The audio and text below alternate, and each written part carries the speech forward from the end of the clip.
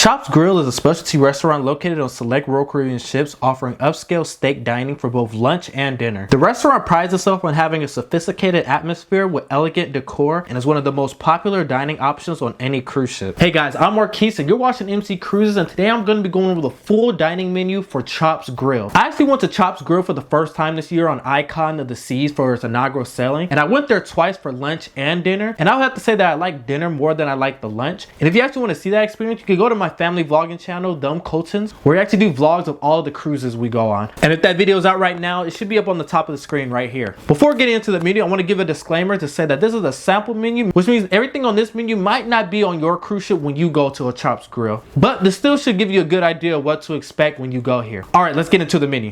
All right, so this is the menu right here. I'm gonna leave a link to it in the description down below. As you can see, there are two menus, one for adults and one for children. I'm just gonna go over the adult ones for today. And as you can see, everything is broken up into different parts. First being appetizers, second being soups and salads, third being the signature mains, and then the last part is dessert. So starting off with the appetizers, we got the colossal shrimp cocktail, which has horseradish cocktail sauce and lemon. Next is the tuna tartare, which has avocado, ginger, and wasabi caviar. Next is the jumbo lump crab cake, which has chipotle aioli. Next is the charred beef carpaccio, which is rare charred beef, has parmesan cheese, arugula, and truffle mustard dressing. And lastly is the grilled black pepper bacon, which is slow cooked Berkshire pork with a sweet and spicy glaze. I actually tried this bacon and it was actually really good and really seasoned well. The next category is soups and salads. First we have the wild mushroom soup, which is scented with white truffle oil and chives. Next is the lobster biscuit, which has brandy and tarragon cream. Next is the Caesar salad, which includes romaine, shaved parmesan, tossed in Caesar dressing, and has fresh baked croutons. Next is the crispy goat cheese salad, which has green apples, candied walnuts, cranberries, and balsamic dressing. And lastly is the wedge, which is the iceberg lettuce with blue cheese crumbles and smoked bacon. Now we're gonna go to the next section, which is the signature mains. And they actually have two different categories of stuff you could choose from. First being meats and poultry,